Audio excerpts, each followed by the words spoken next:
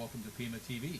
Welcome to Fridays, March 14th, 2014. Already. Yep, almost St. Patrick's Day. Yikes. Lots of green, lots of green. But it's also like coming up on the summer solstice will be in here in how long? A couple months? Summer, yeah. June. What happens in springtime? I forget. Spring solstice. Is there a spring solstice? Yeah. No, I didn't know that. They got one for every month, every season? Yeah.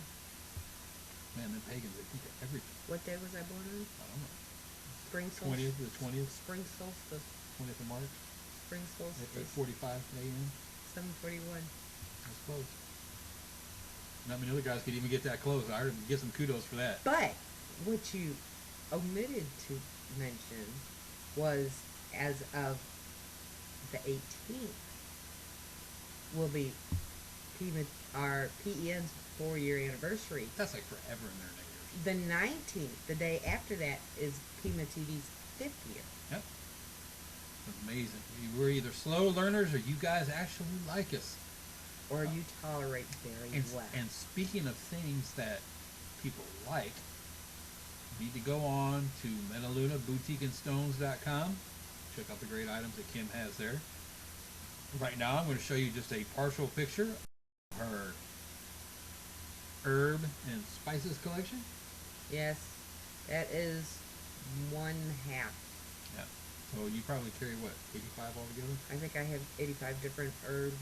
And then I have 4 or 5 spell kits, and now I have the whole herbal solutions. I have the oils for the 4 elements, and I have a lot of the spell oils too now. So be sure and check that out. But without further ado, because people get to hear from us all the time, and I know people on Facebook get tired of seeing me. We want to bring on our guest tonight because we love her to death because she's cute as a button. She is. 2, she can talk about just about anything intelligently with just about anybody except for the people that aren't intelligent. You can't help them at all. Right. And 3, she introduced me to the coolest Sharpie click marker ever. Yeah, that's true. Tonight we are talking with Dr. Rita Louise. Dr. Rita Louise, how are you? I'm good, but I'm laughing about the click marker thing. Hey, but it is true. It is true, and it was hot pink. And after you let me borrow it that day, I had to rush out and get my own. And what color did you get? I got the black ones, but it was a 2-pack, so it was a good deal. Okay. And real quick, let me get this out of the way. Normally, I can fit our guest graphic all on one deal. I can't do that with Dr. Rita. I can put her. Are you trying to say I have a big head? No, I'm trying to say that you have a lot going on. It's your websites, not your face. So if you would, be sure to take a look at www.soulhealer.com. Her radio show, and I'm sure we'll talk a little bit about that, justenergyradio.com. And appliedenergeticsinstitute.com. Did I butcher that too bad? Nope, that was perfect. Awesome. What have you been up to? Because the last time we saw you was last October, and I know a lot of things have been going on. Or November. Well, apparently she didn't want to answer that question. I'm sure we'll be getting her back here just shortly. Hey. Hey, gotta love that. So the last time we saw you was in November, early November? Yeah, and I would like to say that all this really great stuff has been going on. I've written 4 new books, all kinds of good stuff, but that would be a lie. I'll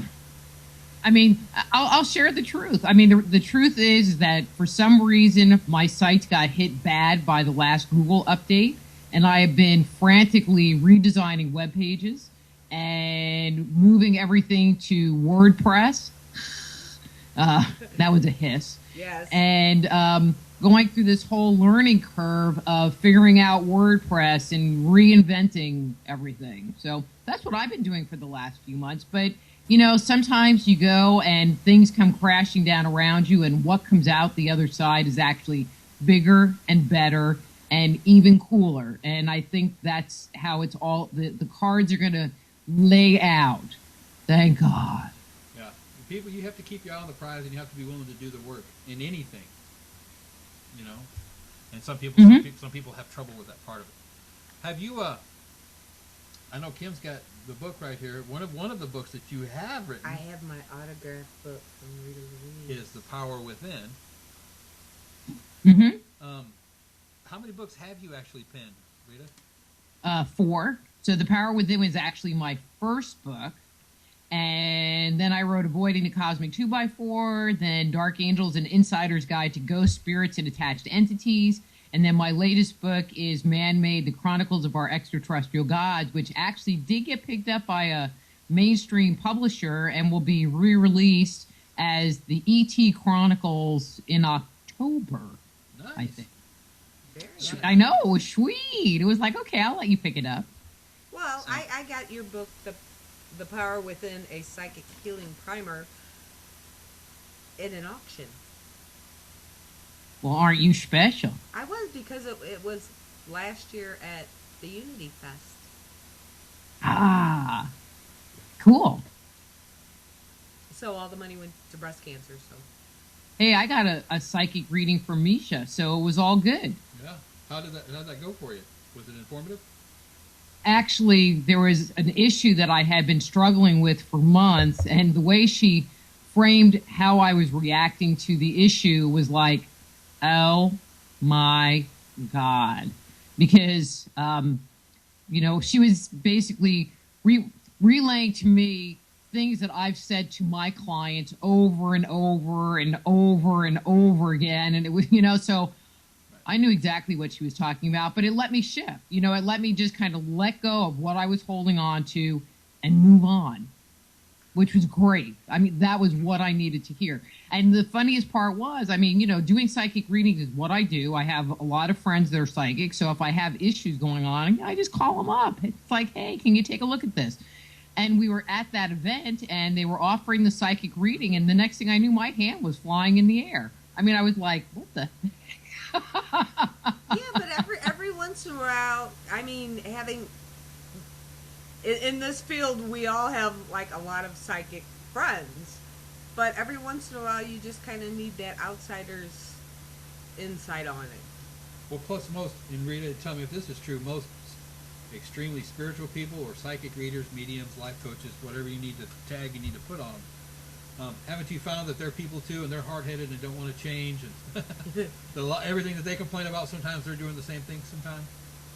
Well, I think, I do think that that's true, but I think also in the same breath, if they can recognize, and have somebody reflect back to them what they're doing, in a place where they understand, it's like, oh, okay, they can change very quickly, if they understand.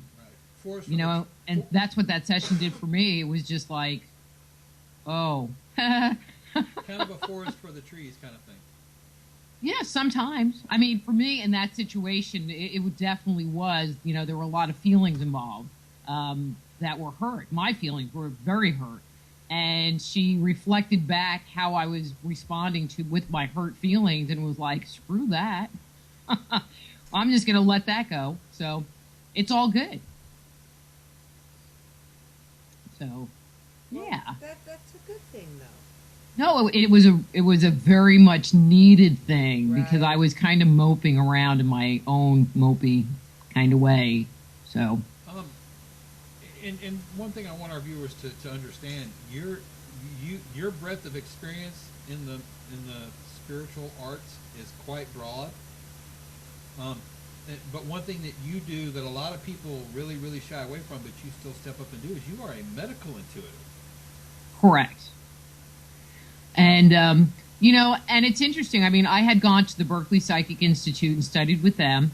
And after graduating from their program, I would go and work different events and would share a booth with a good friend of mine that I went to school with, who at this one event, she was like halfway through chiropractic school, 3/4 of the way through chiropractic school. And we were working on this woman, and she had this big back issue. And I went through this phase because my back was really messed up. And I went through this phase where if I was working on someone who had back issues, it would just make my back start to really hurt. I'm very kinesthetic that way. And so I was having a hard time working on this lady. So I'm like praying that my girlfriend comes back because she went on a quick break. And she finally came back, and I'm thinking she's going to work on this woman's back. And she worked on all kinds of things but this woman's back. And she didn't even think to look in her body. And for me, it was just a very natural thing to look in people's body, to see what's going on, to start adjusting stuff and tweaking things and fixing them, making them right, you know, which caused me to go back to school to get my degree as a naturopath. So, right. And you are a doctor, right?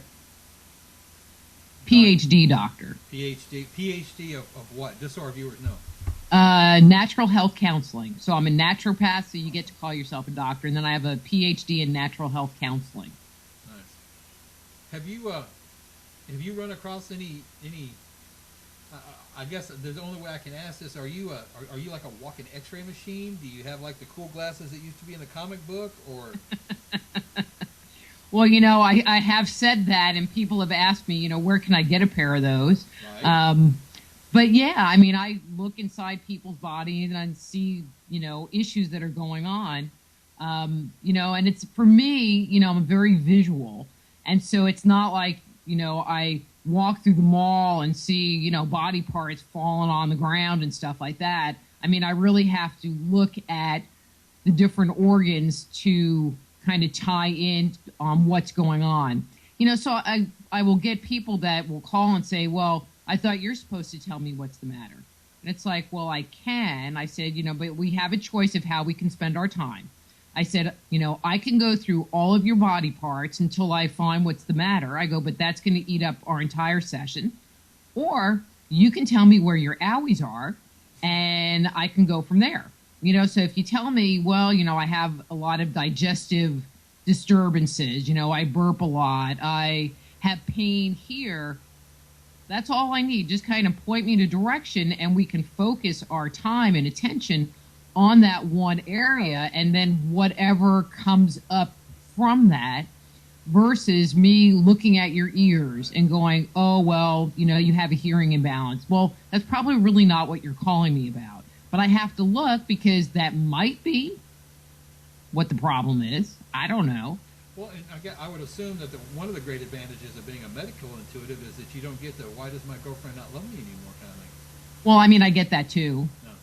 You know, but, you know, my belief is that when people experience illness, you know, especially if it's chronic illness, it's because there's something going on inside of them, that there's some conflict that is looking for expression, and it's expressing itself through the physical body. You know, and so when I'm poking around on your kidneys, I might be talking about some resistance that you have in your life, or how you're using your will and your power to move forward, but the rest of you, your psyche, really wants a break. And then you wonder why you have, you know, adrenal dysfunction, or you're fatigued all the time. It's because you're pushing yourself.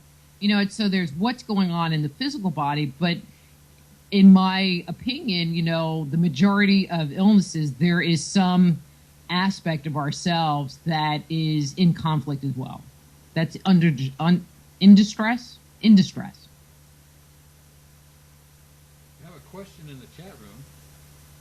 Yeah, you were saying I can look in your ear, and Cynthia asked, like Edgar Casey did, through guides, or another way.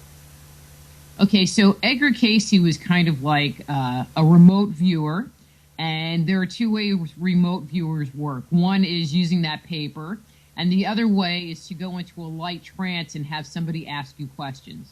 The way that I work is I'm a clairvoyant, and I'm very kinesthetic, and so I will literally work my way through a body. So I start at the top of the head, I look at your brain, I look at your eyes, I look at your ears, I look at your sinuses, and basically, you know, if I'm just doing a cold reading, give you a physical examination, looking at every part of your body. Because visually, you can, if there's an area that's inflamed, or if there's an area that's under-energized, you can see it from an energetic point of view. If there's pain somewhere, being kinesthetic, it always reflects in me. So if I would work with people that had back issues, my back would start to hurt. If I'm working with someone that has a kidney issue going on, they have a kidney infection, I'm poking around on their kidney, now the middle of my back starts to hurt. I mean, it's interesting. It's different, but I'll tell you what, it's always right. So, kind of like that episode of Star Trek, the old Star Trek, where the man and the woman are on the same deal, but the woman can take away all his disease and his aging. Is it kind of like that? I only wish, kind of, but no. I mean, because we're just really talking about looking at it, not getting rid of it, per se. I mean, medical intuition in its truest form is a diagnostic tool. You know, so it's like getting a CAT scan or getting an X-ray. It's a diagnostic tool. It's not necessarily a fixing tool. Right. But you could also then suggest, depending on what you detect, you could suggest a homeopathic way for them to correct what is wrong with them. Correct. Or tell them, get your ass up and go get to the hospital, or whatever the situation may be. Whatever, exactly. Right. Exactly. Do you find yourself when you're out, say you're out? I'm just going to answer no. I already know what the question is. Ooh. No, I'm very good at turning it off. Okay. Very good at turning it off. And I think it's because I was apparently, and I did not know this till I was an adult, very psychic my whole life and didn't know it. And I came from a big family and I learned how to turn it off. You know, and so when I'm in session, I turn it on. And when I'm done, Well, it's off. That was very close. Oh, okay. Ooh. Well, Okay. What I was going to ask is, you know, you're out and say shopping with friends or out to lunch with friends, and they're in the restroom, so you're sitting on the bench. Do you find yourself getting bored and just like zoning in on someone? No. You know, and maybe it's because, no, I mean, See, I would. I don't do that. But if you ask me a question, so if we're like, you know, having lunch and you're like, well, what's with that guy over there? You know, then I get totally nosy. Okay.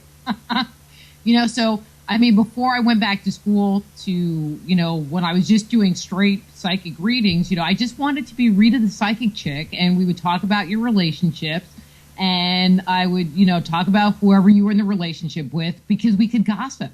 It was really fun. And I like that. But I mean, I do that somewhat because, you know, we'll have relationship issues come into the middle of the reading space. But it's really not the same. But I kind of like to gossip. Me too. But see, I don't know that I'd have, you know, I'd be sitting there and I'd just get bored and like, okay, there's a little old lady, and I would not have the self-control not to. Not that I would walk up and say, oh, by the way, I don't know you, but your liver just failed. No, I wouldn't do that, but I think it would be entertaining for me because I'm warped that way. And see, I don't.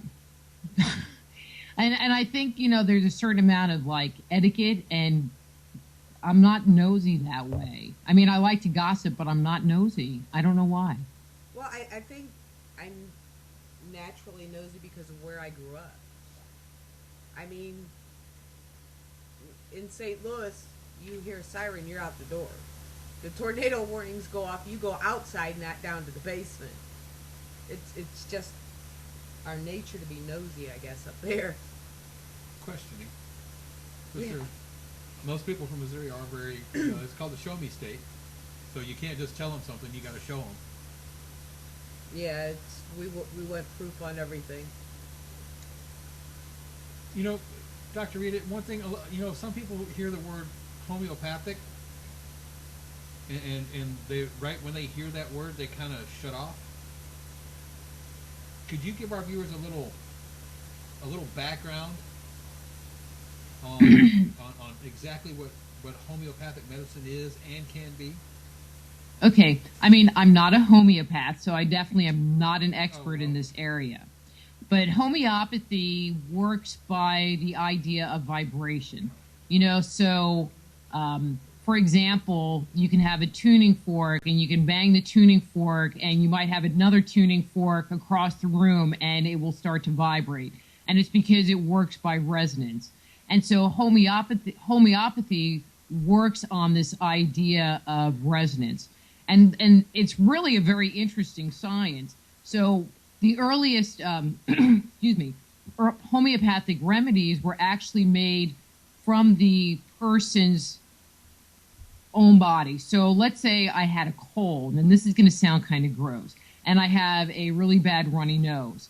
And so what they would do would be they would take a little of your mucus and then make this remedy from the mucus. And they would take like 1 drop of it and put it in 100 drops of water and then potentiate it. Basically, they vibrate it. And then they take 1 drop of that and put it in 100 drops of water. And each time you do that process, it increases the strength of the remedy. And so, I mean, they don't do that anymore, or, you know, unless you're a very classical homeopath. But it works by vibration. And so there are parameters that you really need to meet, you know, like you're not supposed to eat caffeine or sugar.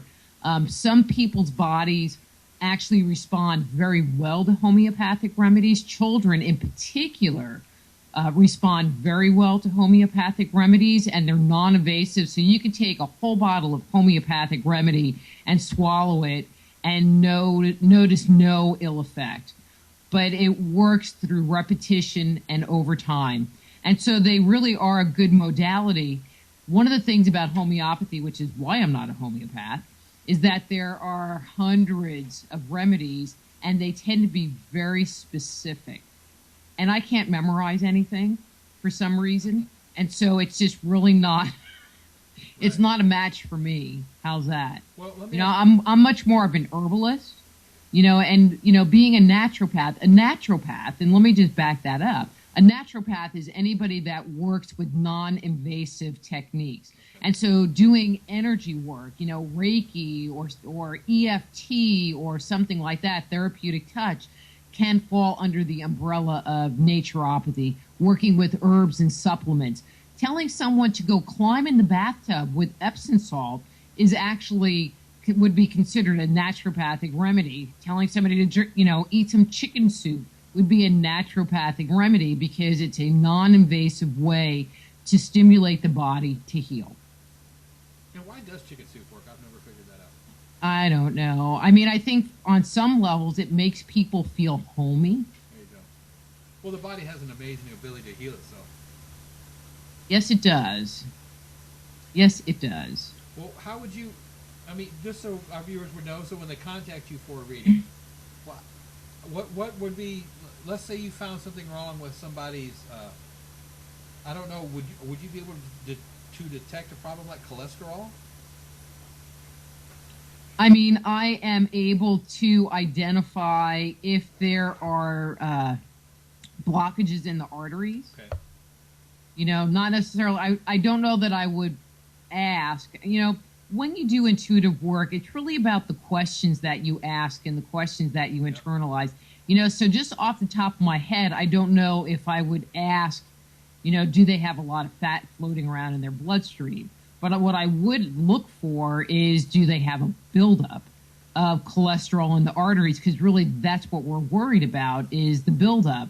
You know, if the fat didn't create the buildup, then it wouldn't be a problem. Right. Well, I mean, I guess, and you're observant, too, to the point to where if somebody walks in and they're eating, they just finished throwing a Whopper wrapper in the trash and they're sucking on a big 42-ounce drink of, you know, sugary soda, and then they say, well, I feel sluggish all the time. That kind of gives you clues, too, right? Well, you know, sometimes you just don't even need those clues. You know, when we eat poorly, the body, I mean, one of the things that I see in so many people is that we're just toxic. I mean, we are just toxic people in the United States. Many of us don't eat very well. The food we eat isn't very pure or clean. And I have a lot of clients who, you know, choose to eat organic food, you know, do that whole thing. And even with them, they're not, they seem kind of toxic as well, you know. And so I think it's just endemic in the United States that we don't live very healthy. And the food sources that we have are not very healthy and very good for us. Right. And a lot of that has to do with how stuff's advertised, too. I mean, that's a whole wormhole we could go down for days, I'm pretty sure. Mm-hmm. But but if somebody's eating organic food and free range chicken, and or they're a vegetarian, or whatever their thing is, you would think that their bodies would present as being pretty toxic free, but that's really not the case. I mean, they look better than a lot of people, but not necessarily that great. It appears as if there's not a lot of nutrition, even in the good foods, the expensive $8.99 a pound for a little bag of cherries, that you can go and buy. Well, isn't there so much stuff floating around in the air that even the organic is not really organic anymore? I mean, there's what's in the air. One of the things that has become a concern with a couple of my clients that live in California is how much radiation is in the food that's being grown there. Mm-hmm. Right. And especially the seafood on that coast. Well, I mean, but they're talking about stuff that's grown in the ground, because the water's coming from somewhere, it's in the air, and then the rain drops it on the ground, and so it's getting into the soil, and the cows eat the grass, and we drink the milk or eat the cheese, it's just passing through the food chain. Yeah. All the way from Japan too. All the way from Japan. A lot of people don't understand that. I'd rather just get cheap little toys from over there. I don't know about you. They can keep the radiation. Have you noticed a more accepting nature from people for other than standard Western medicine answers for things? Has that become more acceptable with people? With people looking for alternatives? Yeah, yes, ma'am. Looking for alternatives and probably healthier ways of doing things, because I think we'll both agree that major drug companies don't create cures, they create customers. Well said. I mean, I think there are a lot of people that are looking for alternatives. I completely agree with that statement. I feel that a lot of people are tired of being spoon-fed medications. And, they go in because of this and they leave with a bag of pills. And I think more and more people are starting to realize the implications of taking medications that aren't specifically needed for long periods of time. I think it's interesting, drug companies did that whole, and I mean, they're still doing it, advertising campaigns on TV, get this or get Celexa or get that. And then you listen to the contraindications and I'll go, why would anybody want to take that? Yeah, why would anybody want to take that? I'd rather have short eyelashes than thunderous diarrhea, you know what I mean? I'll take the short eyelashes. Or, if in 4 hours, my face bloats up and I can't breathe, it's like, well, maybe I just don't even really want to take it in the first place.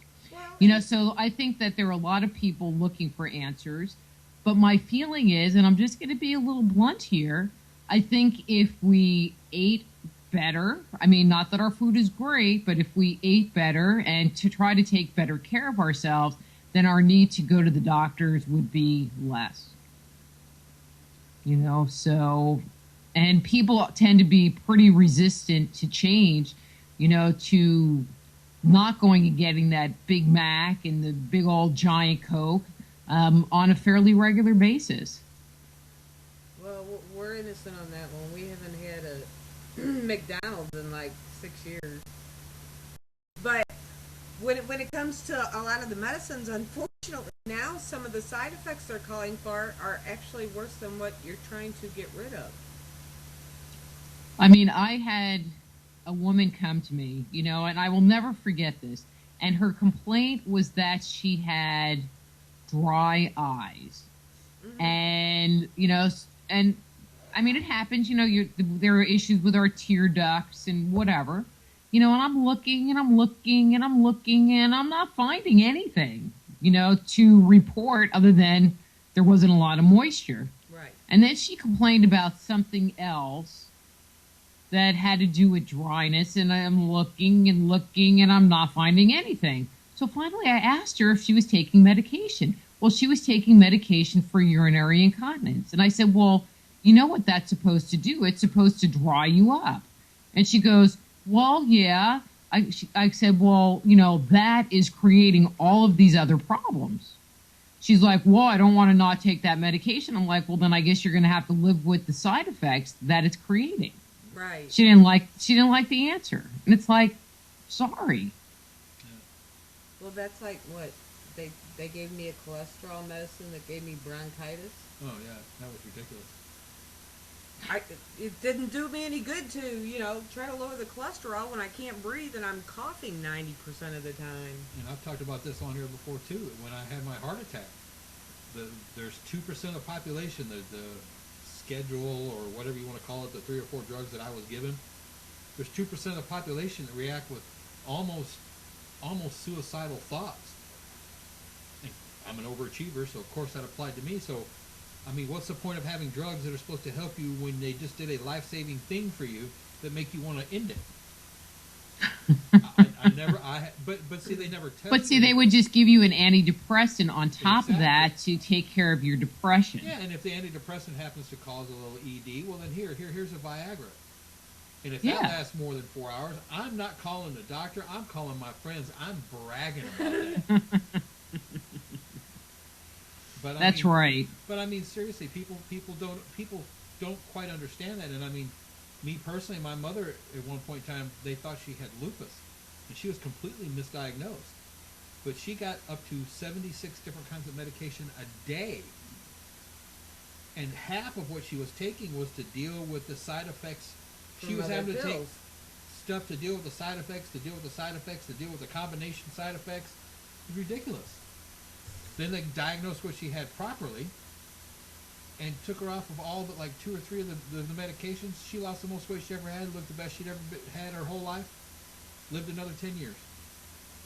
Well, I mean, and the joke is, and I've been hearing increasing number of stories about this, is I had actually a gentleman on the air a couple of weeks ago, and he's 80 years old and takes no medication. I mean, he's a natural health guy.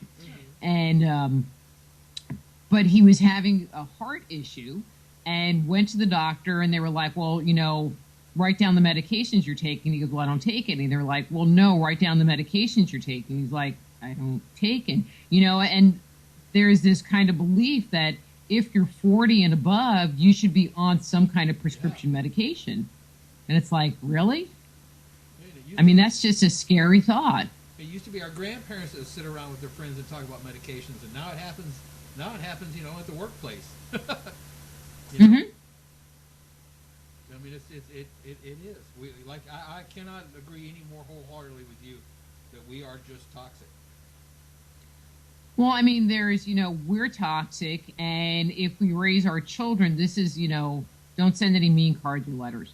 You know, if we raise our children and our children are toxic, you know, now they don't have good nutrition, and now they reproduce, you know, but their eggs and sperm aren't really that good because they didn't have nutrition, you know, then we just pass on those bad genes. You know, I get a lot of people that go, well, what about all the children that are born with, you know, with cancer or born with, you know, some kind of genetic anomaly? You know, is that, you know, they're paying, you know, for karma? And I'm like, no, it's because we don't take care of ourselves, and then we reproduce, and what do we expect? Absolutely, I couldn't agree more. Yeah. But neither one. Not a very popular opinion, though. You know what I mean? No, but it's very true, and it's scary when you think about it, because when you start talking about depleting the gene pool. Well, let me throw this in here real quick just before I forget to say it. Except for stupid people, because they'll always be fertile. Stupid people have great sperm and great eggs. I got to get that out there.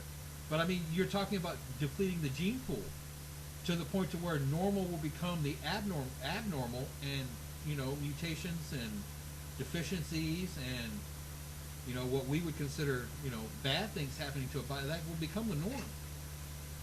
Well, but unless we have the technology and the medical care to keep up with it, you know, it's just going to become this really bad thing. I mean, if you think about it, if a child is born with some kind of a heart defect and they do neonatal surgery when the baby's 3 days old, and then 20 years later, this baby that was born with a defect has a child, it's like, are they passing, that defect or the potential of that defect along, or an inherent weakness in that organ along? We don't really know, but it just gets perpetuated. Well, and if there's a family history of something, they tend to over medicate the next generations. Mm-hmm. Because my mom contracted polio when she was 4, so my brother and sisters and I all got like 12 doses of the polio vaccine. My daughter got 28. My granddaughter's 5. I have no clue how many they're going to make her drink down before they finally decide, okay, it's out of... And it wasn't genetic to begin with. Well, aren't some of the great master diseases, aren't they coming back in almost unstoppable forms? I mean, look at what happened with the bird flu and the swine flu. I mean... Well, but are those organic or are those man-made? Well, we don't really know. Man-made, but also our overprescription of antibiotics is going to breed strains of, of viruses and stuff or not viruses.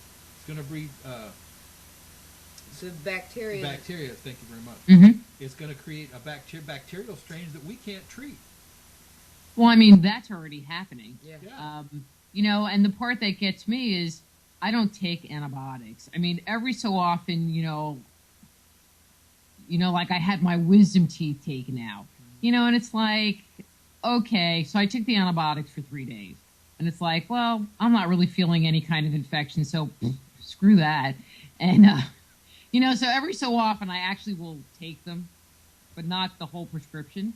And I feel like, okay, so I'm protecting myself, but I haven't quite figured out if there's some really rampant strain of bacteria that comes along, have I protected myself because I haven't kind of worked through. I kind of think of like AIDS medication. There are very basic ones that they'll give, and then they can get stronger and stronger and stronger as the disease progresses. But if you can stay on the lower dose, the lower amount, your life expectancy can be actually a very, very long time.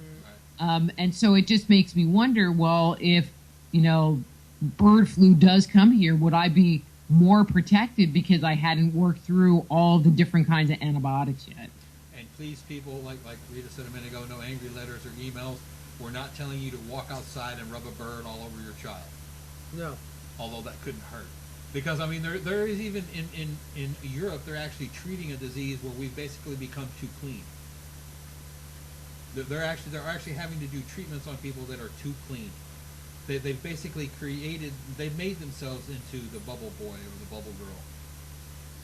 But I mean, it's like that here just about with hand sanitizer stuff at the supermarket and all this stuff. And, I'm like, well, have your kids go play in the dirt. Come on. Yeah. I mean... When are the watermelon seeds going to grow in? That's right. There is a 10-second rule, people. Live with it. Yeah. Especially with little ones. They're going to stick stuff in their mouth. If you scream every time, then they're just going to be terrified of everything. Yeah. But I agree. I don't think I've ever finished a prescription of anything. Mm-hmm. Now, I did work at Starbucks for a while, and if something fell on the floor there, it stayed on the floor because I knew what happened on those floors, and it wasn't ever a pretty thing, even though the floors got mopped every day. Right. Yeah. But I'm saying, like, in your own house, and my daughter is constantly, Chloe wouldn't, once she learned to walk, she wasn't allowed to crawl anymore. I just want to take her out and throw dirt on her. But we build up immunity. I mean, that's where we get our immunity from. And, and they give us these medications for, chickenpox vaccine and mumps vaccine and measles vaccine, so you don't get them. And it's like, okay, but what side effects are you going to get from getting the vaccine? And is it really keeping you, what is it doing to your immune system? Because it's not giving your immune system has no muscles. It's not being worked. Well, it's like them bringing back the smallpox vaccine. They started, what, 6 years ago, 4 years ago, something like that. Yeah. And supposedly it had been eradicated. And now it's coming back, and it's not the same strain. But that's what people don't understand is it's. Well, and the bad part about that is when I was in school, we had to have it. Eric's younger than me, but not that much younger than me, and they didn't. So there's this whole group, not much younger than me, who's never had the smallpox, and if there's an outbreak, what happens? Well, and what I was going to say is there's a lot of people that don't understand that it's not us against nature. It's not us against the planet. The sooner we get in tune with the planet, the better off we'll all be. That's where the battle comes between the drug companies and all the other treatments. Well, the planet was here first. It's going to be here after too. And so a lot of the treatments. Would you agree, Rita, that a lot of treatments in your field of work come from a shamanistic background? Well, I mean, it comes from indigenous background. I wouldn't say it necessarily call it shamanistic. Okay, well, but what I'm saying, they've been around a lot longer than we have, so they had to have known something. Right. I mean, they are tried, even though the FDA doesn't agree. They are tested, and but when we're dealing with some of the diseases that we have on the planet now, to be honest with you, I don't know how effective they're going to be. Because, they weren't designed. The planet, I believe that the planet gives us everything we need to heal. But we have distorted our relationship with the planet so much and created these things that are not in alignment with the harmony and balance of the planet that, I don't know that the planet can meet the needs that we have created for ourselves. Well, and how much of what the planet created have we destroyed? And it's either some specific thing is either extinct or so rare you have to go to the high mountain clouds of wherever to find this one little seed you need to cure this. Well, but modern medicine wouldn't necessarily agree that seed would do anything. Oh, absolutely, anyway. Yeah. Well, and it probably wouldn't give you thunderous diarrhea either. Yeah, I'm thinking a seed doesn't come with a side effect sheet. Side effect sheet. Yeah. Well, my experience has been, that herbs, in the general sense of the word, they have certain actions, and they're pretty well documented as far as, their potency, what impact they're going to have. Now, obviously, there are going to be people that might react adversely to them, but they're not trying to kill an ant with a sledgehammer. They are trying to push the ant out the door, kind of thing. And anyway, well, it's just a very different way of thinking about it. But, back in the day when we were using, herbal medicine, or we would, put a cold compress on a person's head if they had a fever, or use a mustard plaster or castor oil packs, and use some of those, I like calling them old school remedies. We weren't carrying this toxic load, which we were talking about before, so it was easier to get changes happening in people. Right. I grew up with Grandma putting the sweet oil in the ear for an earache. There you go. Mm-hmm. And, go ahead. And now I have a lady who makes a lot of the herbal remedies for the shop. And they are selling like crazy lately. Mm-hmm. So a lot of your herbs too. Yeah, a lot of the herbs are going, but I've got like different teas and balms and oils, and that's been my biggest seller lately. Yeah, I mean, people are starting to come around. I was just fixing to ask you this: how do we get people on the right path, other than hitting them in the head and making them stand in a line and all that kind of good stuff? How do we do this? Well, I mean, you know, but when you work with, I think there's just kind of a mentality, you know, when you work with herbal remedies and work with alternative healing, you know, it's not a magic bullet. You know, Right. it takes time, it takes patience to start to notice changes, you know, and so we have been so brainwashed that if I take this pill, you know, the headache will go away, my nose will stop running, you know, and we're going to get this immediate result. You know, and that's just not how it works with, you know, herbal supplements. I mean, there are some that you'll get some fairly quick response, you know, they tend to be more immediate. But for the most part, you know, it's about getting the body to heal and getting the body to be back in balance. It's not about masking the symptoms. I mean, very much of Western medicine is about masking symptoms and not really healing the cause of the problem in the first place. And so it's a very different look at and focus on health and healing. What are your feelings? I'm pretty sure I know the answer to this, but how do you feel about some of the older, like the Chinese forms of healing, the Chinese acupuncture? I mean, I think acupuncture is great. You know, I think, you know, there's acupuncture and then there is Chinese herbal medicine, which is amazing. Mm-hmm. You know, I wish you know, if I could pronounce half of the herbs that they have in their stuff, but I can't even pronounce any of them. You know, their formulations are wonderful, and I think that in the West we are really missing and lacking by not incorporating more of their herbal medicine into our coffers of health and healing. You know, because they just look at the body in a very different way.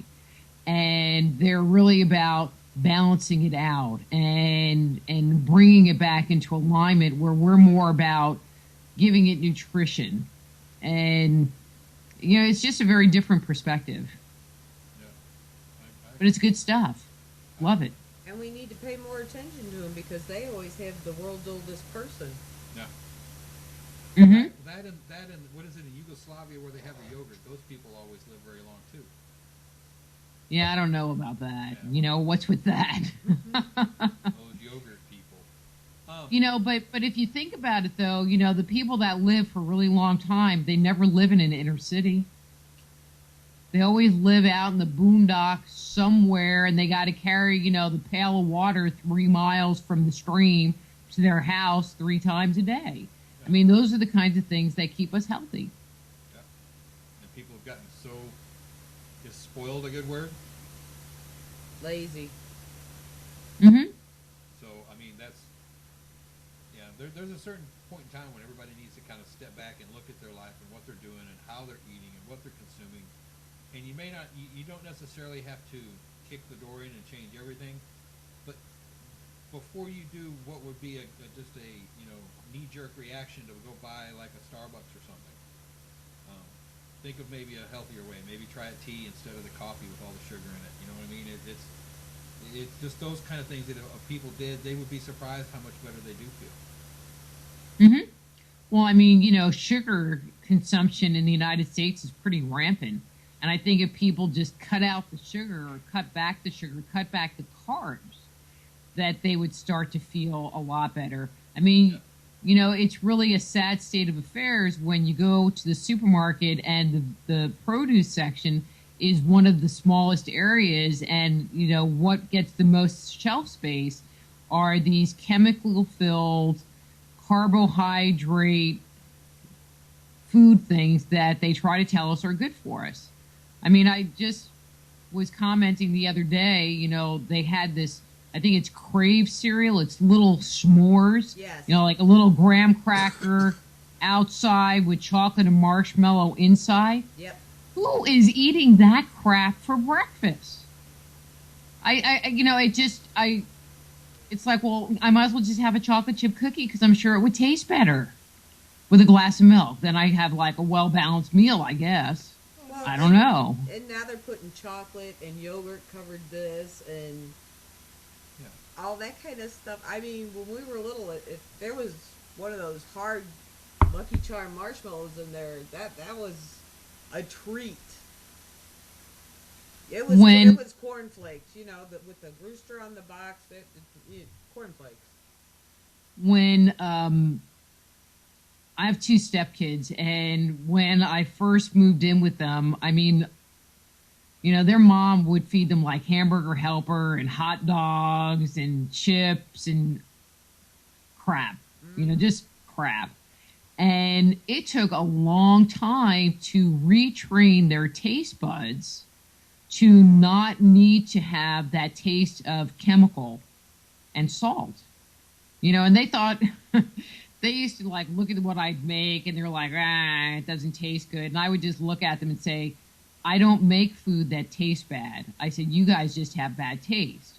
And now they really appreciate, my cooking. They really appreciate, having been brought up with something other than Hamburger Helper. Now they both are actually very good cooks. And one of them went from, I won't even like have broccoli on my plate, or cauliflower or basically the boy lived on because he had to have a vegetable, green beans and salad.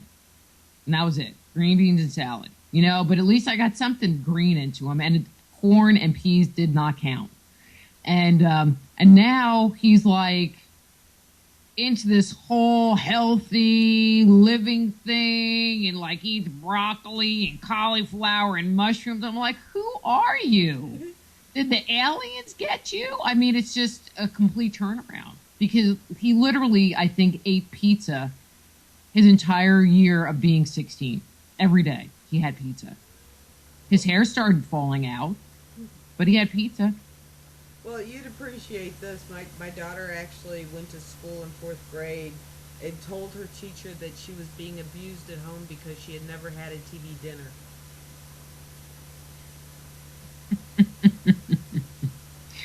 That's okay. My kids would go to school and they would have, time on the computer and they'd get on the internet and they would go to my web pages and go, this is my stepmom.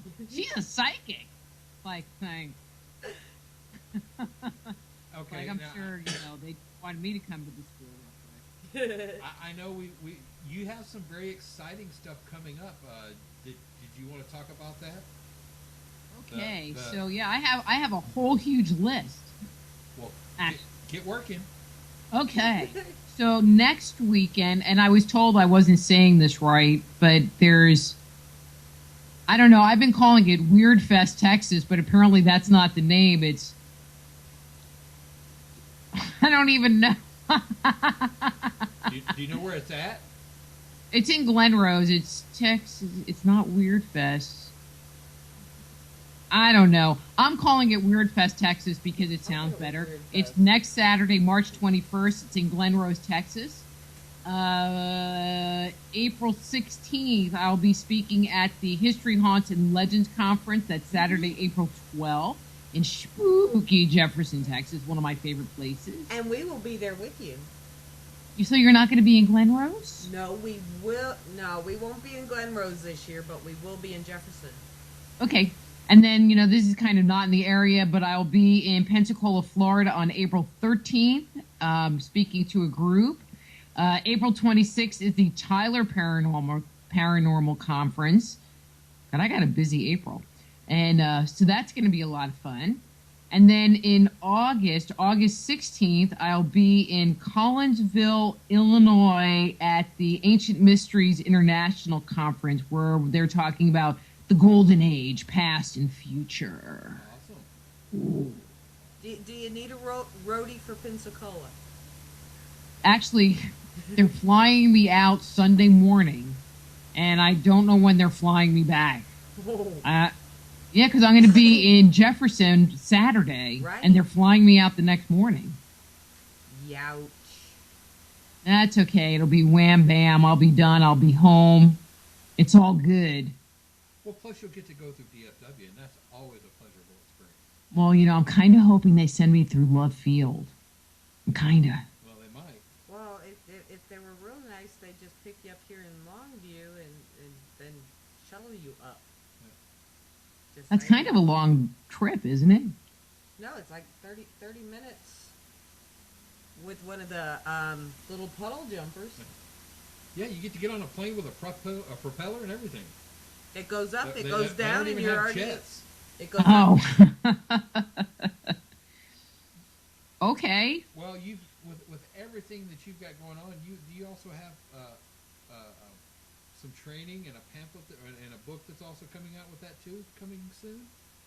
Or do you Yeah, have- I mean the book is already available. So the Institute of Applied Energetics. So I offer a professional level training program, certification training program for anyone interested in becoming a energy medicine practitioner, intuitive counselor, or medical intuitive. And there's actually a course for people if they're interested in just working on themselves, opening themselves up to their intuition, personal growth kind of thing. There's a course on that. But before anybody does anything, they can go to the site, and there is a 50-page download that is available now on the site. It's called Jumpstart Your Intuition. It talks about the whole concept of intuition and subtle energy. And there's some little exercises in there that are hands-on to give you the look and feel. You get to try to do like a little psychic reading in there, which is very fun. And that is on the website is www.appliedenergeticsinstitute.com. Now, we're in the last stages of tweaking the website, and I've been having some speed issues on there. So if it's a little glitchy, we haven't officially launched, and this is the first time I'm actually announcing this on the air. We're hoping to launch officially next week, but that Jumpstart Your Intuition book is there, is available, and if people want to go ahead and download it, go for it. Well, you're going to be seen by millions. You're being seen by millions right now live. That. Well, that's okay. That's okay. They just need to know that we've been having some back-end issues on the site. But if they want to go ahead and download that booklet, Jumpstart Your Intuition today at the Institute of Applied Energetics. And so you can go directly to that site. I know that's kind of long, and so if you go to my primary website, www.soulhealer.com, you'll see a little banner on the side that says, Institute of Applied Energetics. Click on that. It'll take you to the site. You can get the book, blah, blah, blah. Check it out, the whole new look and feel. I mean, actually, for how much I hate WordPress, the site actually came out looking pretty freaking cool. So I'm happy, except it's glitchy, but it's all good. It's all good. It's always good because Dr. Rita Louise said so. Yeah. Either that or she'll throw a clicky Sharpie marker at it. No, she will not, because she likes her clicky Sharpie markers, and you better bring it back to her. Well, but I might draw cool little paisley patterns on people. That could happen. Yeah. No. While they're not looking on accident. It happens. Really? Twice. It happens. So everybody, if you're at HHL or at the Tyler Paracon, be careful. You could walk out paisley. That's right. That's right. Or Glenrose. I guess in Glenrose you might do paisleys too. It could happen. It can happen. You don't know. Rita, it's always such a pleasure talking to you. I wish we could just have you on every week, because then it would just be, we could just keep this going. Okay. All right. I won't have to book anybody else. You don't have. It made my job so easy. Thanks. No, Thanks. I'm I'm kidding. still working on. Oh, my show, Just Energy Radio, Thursdays, 8 to 10 p.m. Eastern Standard Time, www.justenergyradio.com. I just put up the fall. No, what season are we coming into? Spring schedule, and so that just went up this week. Who's coming up next? Who's coming up next on Just Energy Radio? I don't know. Somebody. Hold on 1 second. Some person talking about something they do. Somebody talking about something. I got some pretty good people lined up. Okay, that didn't happen. Marie Jones and Susan Shumsky is next week. But I just got confirmed with, all right, check this out. All right, I got Jesse Ventura again, but you want to hear a really cool one? I just booked Uri Geller. Ooh. Is he still alive? Apparently. So now Somebody hooked me up with him, and I'm like, wow, okay. Is he? If he's got to be in his 80s. What is he bending plastic spoons or? I don't Sports. know. I haven't talked to him yet. I've just emailed a little bit. That was just confirmed today. That's awesome. That would be a good show. That'd be a very interesting show. He's bending sporks. Yeah. Sporks. Spork bender. But if you watch The Matrix, there is no spork. Never mind. And you live with him, right? Yeah, right. She tolerates me sometimes. I think I got sucked into this one. But Rita, once again, thank you for joining us. Everybody go. Thanks for having me. Everybody go to justenergyradio.com every Tuesday.